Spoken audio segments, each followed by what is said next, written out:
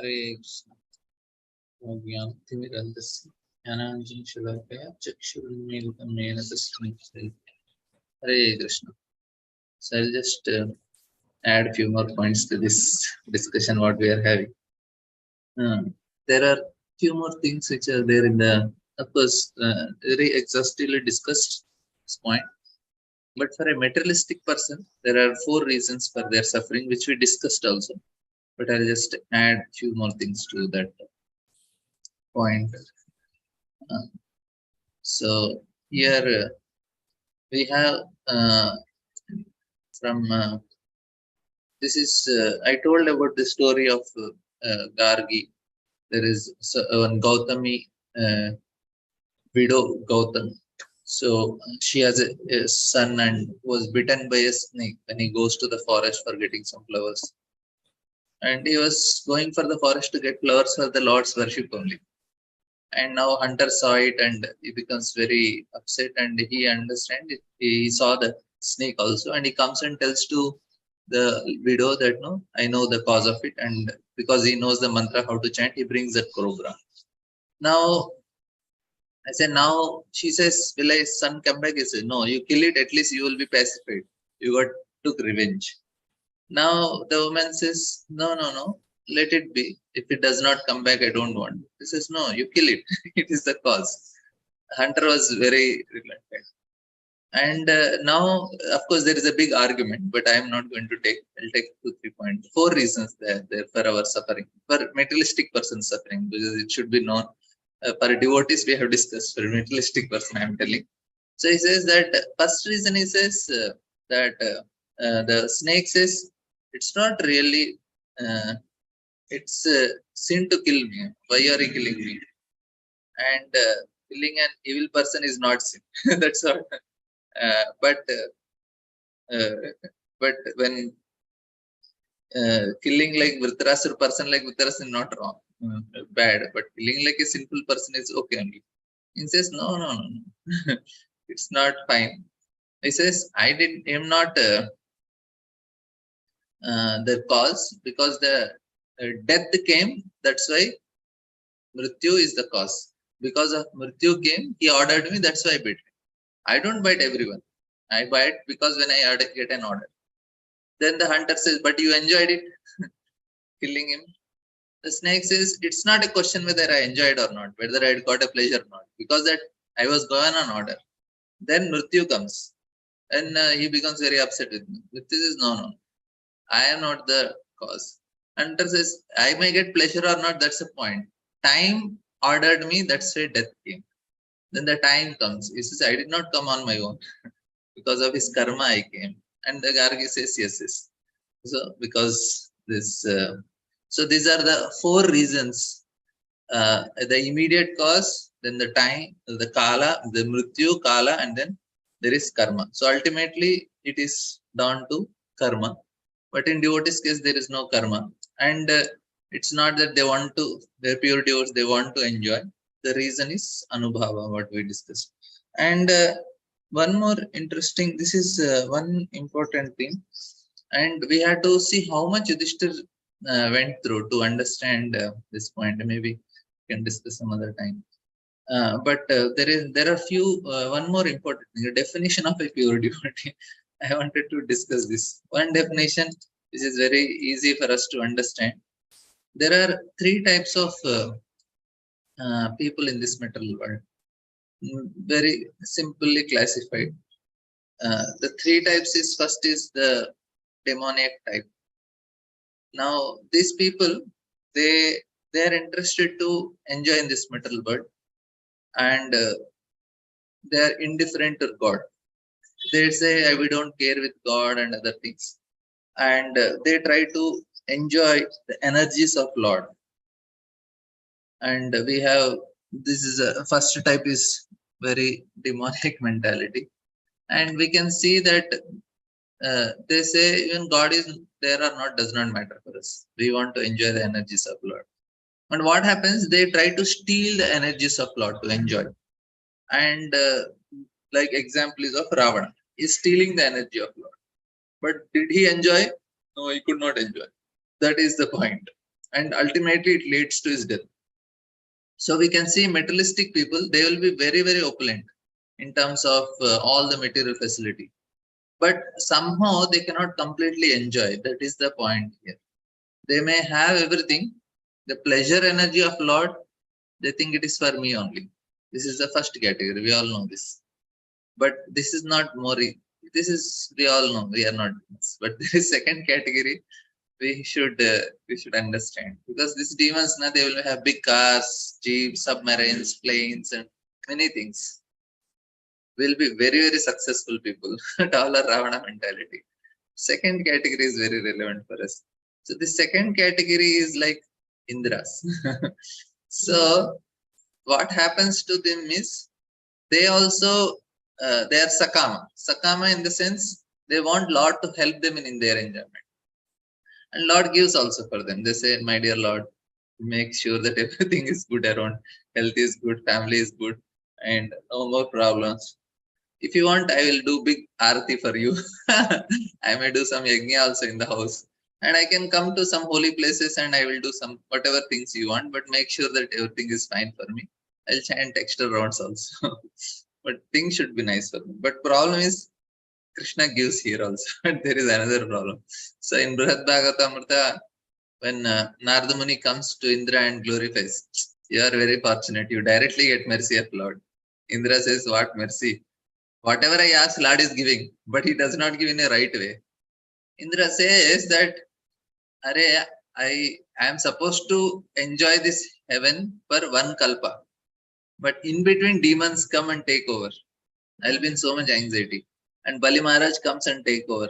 My mother and father has to go to Lord and beg him. No, make sure that my children are jobless. No, please give them some.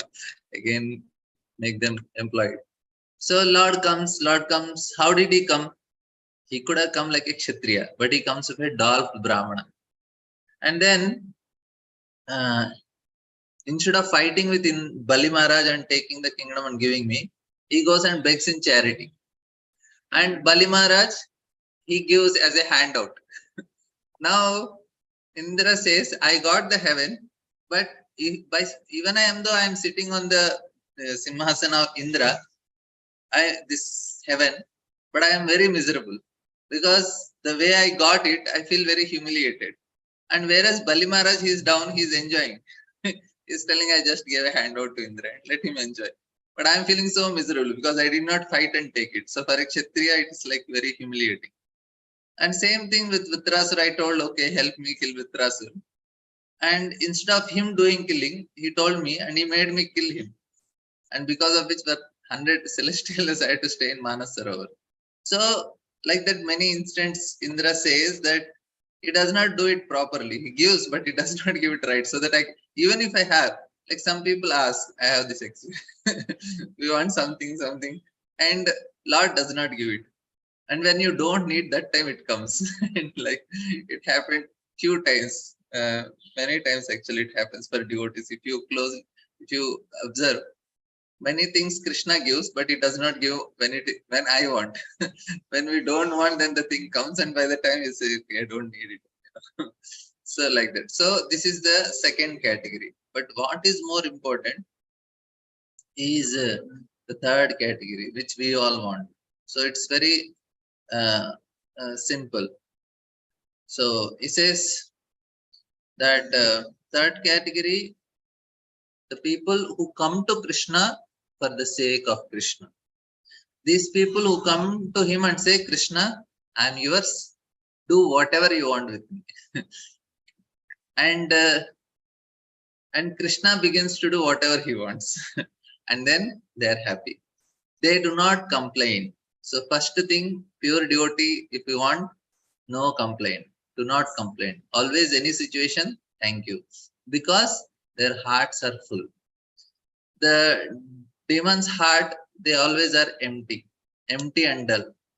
And the people who have felt at least little taste for Krishna, even the shadow of taste, the hint of pure devotion, their heart is always full. And Krishna is surprised and Krishna is rejoiced with this. And Krishna sometimes generously sends some misfortune, and then because Krishna is unpredictable, what happens? One of the character of this person means unpredictability. This is very important for us to understand. When it comes to demigods is a function. Demigods as a person they enjoy, but as a function they do whatever is their duty. That means they, when it comes to interacting with their devotees, there is no place of unpredictability with demigods. The demigods have to give, he will give. There is no unpredictability.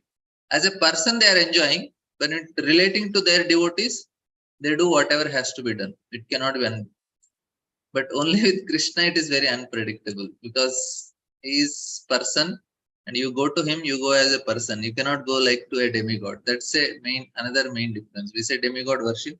Demigod worship is they are not unpredictable as it is. When Hiranyakashipu goes to Brahma, Brahma gives, okay, give me something, and Brahma gives. He fulfills all desires. But if you go to Krishna and ask, Krishna is not predictable. That is like that. So anyway, Bhisma is explaining to Yudhishthir Maharaj that this is how Krishna is. Krishna is a person to relate to him. And another important pure devotee means what? Yasyaha manugrahanami arishya tadunusha. So they, in all situations, they remain grateful. This is a pure devotee. You want to be pure devotee? Always remain grateful. Means they don't leave Krishna in any situation. That is very important for them.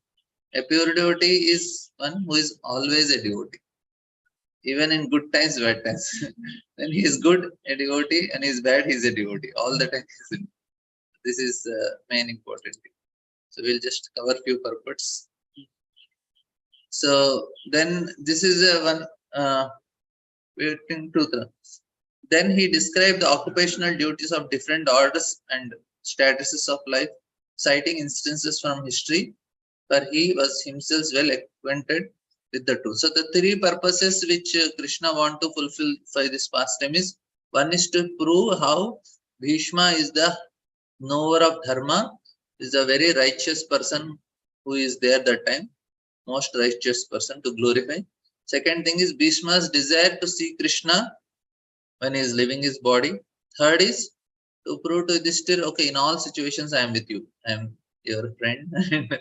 And to Yudhishthir Maharaj, see, you are in difficulty, I did not leave you. I am always with you. So these are the three things. The incidents mentioned in the Vedic literature, such as the Puranas, Mahabharata, and Ramayana, are factual historical narrations that took place sometime in the past, although not in any chronological order. Such historical facts being instructive for ordinary men or associated without chronological references. This is a very important understanding for us. History, people are fighting now, writing about history and all. But the point is, we Indian Vedic culture was not so much in history. They are interested in important lessons from the history. That's why only the most important incidents which are providing very valuable lessons, they are only preserved. They are only taken. It's not about time. It's about the change in the person. What, like if you go to West, they have histories of some of the kings by month to month also.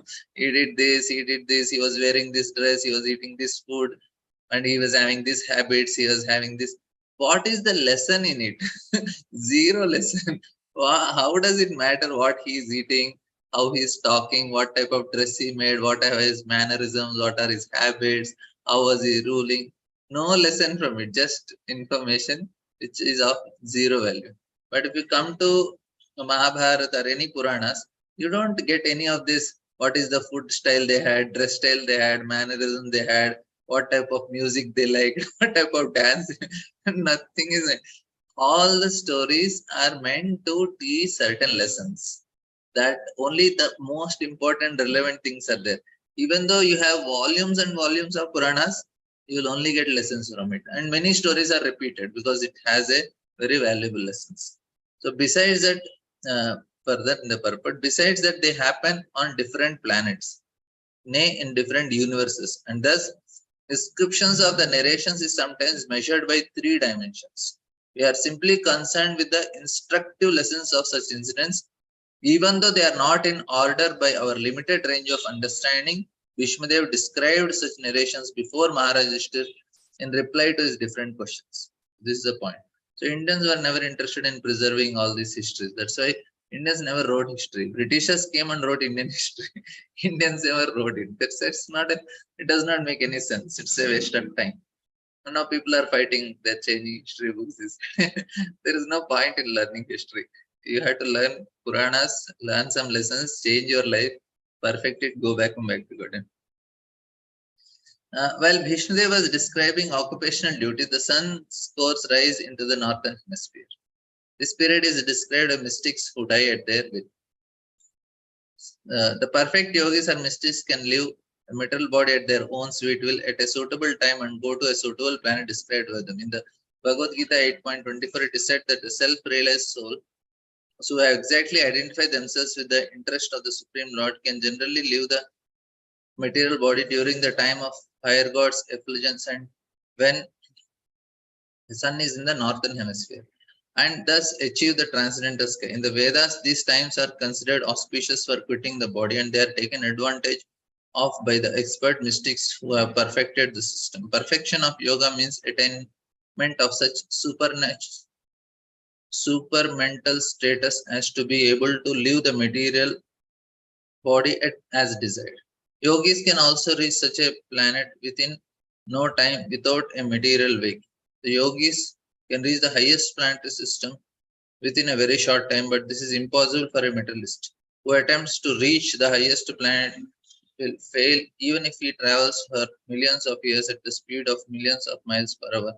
This is a different science, and Bhishmadev knew well how to utilize this. He was just waiting for the suitable time to quit this material body, and the golden opportunity arrived when he was instructing his noble grandsons, the Pandavas. He thus prepared himself to quit his body before the exalted Lord Sri Krishna, the pious Pandavas, and the great sages headed by Bhargava, Vyasa, etc., all great souls. So Bhishmadev was waiting for a proper time, which we hear in 8th chapter of Bhagavad Gita, how Uttarayana and Dakshinayana, how if by living this body, person who lives in his body in Uttarayana, he never comes back. So Bhishmadev was waiting for a suitable time. Even though he did not go to Himalayas to tapasya and do, but he has complete ability as a yogi because he is being a devotee. And next shloka, Prabhupada gives all the translations of 8th chapter of Bhagavad Gita. We'll just read the translation of this shloka and we'll go further. This is a homework for you. You can read. This is all the shlokas from Bhagavad Gita, 5th to 10th. Thereupon, the man who spoke on different subjects with thousands of meanings and what. So, this one shloka glorifies what is the whole life of Bhishmadev. And shloka tells in a very summary, this can be the pranam mantra of Bhishmadev. If somebody want to get mercy of Bhishmadev, they can chant. Thereupon, the man who spoke on different subjects with thousands of meanings and fought on thousands of battlefields and protected thousands of men, stopped speaking, became completely free from all bondage, withdrew his mind from everything else, and fixed his wide open eyes upon the original personality of God, Sri Krishna, who stood before him, four-handed, dressed in yellow garments with glittered shine. So this is what is Bhishmadev. And then Prabhupada is telling all this but I'll just read the last line. Sri Bhishmadev attained the perfection of quitting his body at will and was fortunate enough to have Lord Krishna, the object of his attention, personally present the time of death. He therefore fixed his open eyes upon him. He wanted to see Sri Krishna for a long time out of his spontaneous love for him. Because he was a pure devotee, he had very little to do with the detailed performance of yogic principles. Simple bhakti yoga is enough to bring about perfection. Therefore, ardent desire of Bhishmadev was to see the person Lord Krishna, the most lovable object, and by the grace of Lord Sri Bhishmadev had this opportunity at the last stage of his breathing. So this is, we'll just read 2-3 purports. We are having 20 more shlokas. A pure meditation looking at Lord Sri Krishna, he at once was free from all material inauspiciousness and was relieved of all bodily pains caused by the arrows. So, after when Krishna, this is the time Bhishmadeva was relieved from all the pains of body. So, at once was free from all material inauspiciousness and relieved by looking upon Sri Krishna.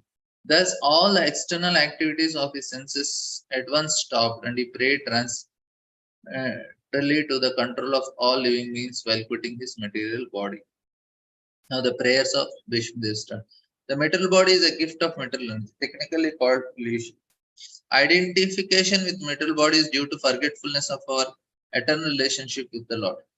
For a pure devotee of the Lord like Vishnu, this illusion was at once removed as soon as Lord arrived. The Lord is like the sun, and the illusory external material energy is like darkness. In the presence of sun, there is no possibility of the darkness can stand. Therefore, just on the arrival of Lord Krishna, all material contaminations was completely removed, and Vishnu was thus able to be transcendentally situated by stopping the activities of the imperfect senses in collaboration with matter. The soul is originally pure, and so also the senses. By material contaminations, the senses assume the role of imperfection and impurity.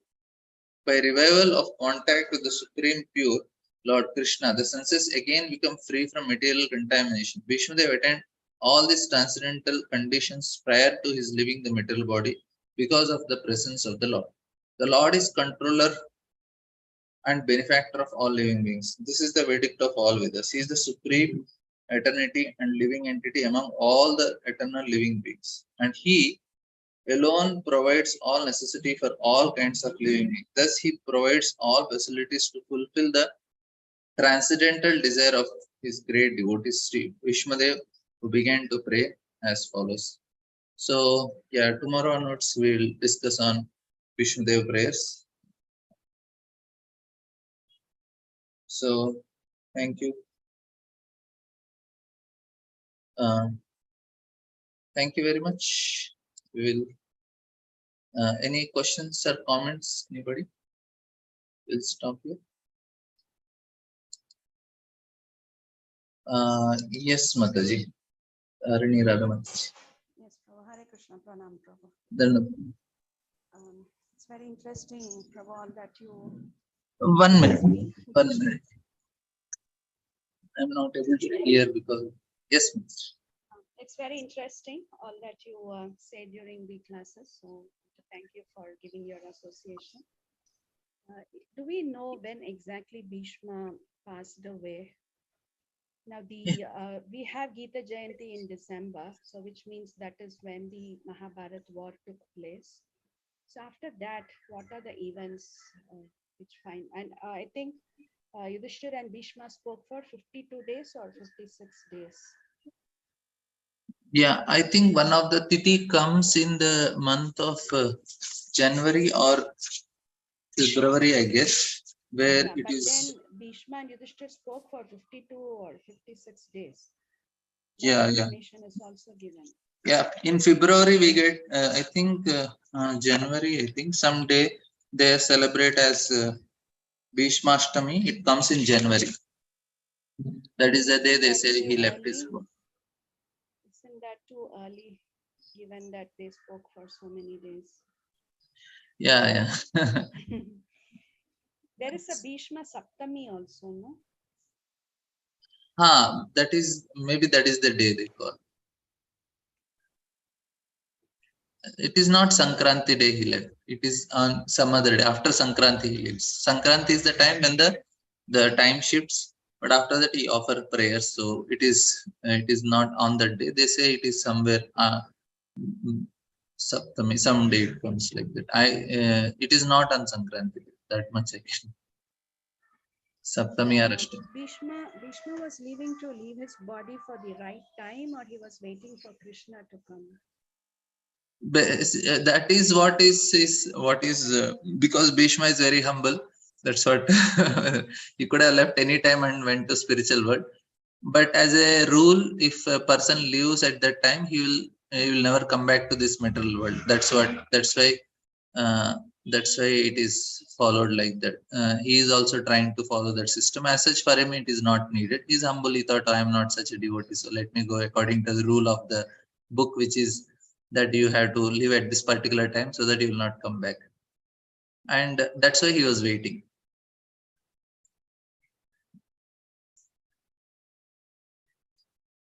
Yes, Mataji. Clear, Mataji? You are on mute. Yes, thank you, Prabhu. Thank you.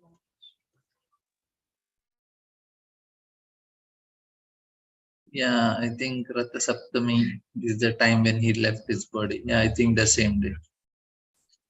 Okay, thank you all very much.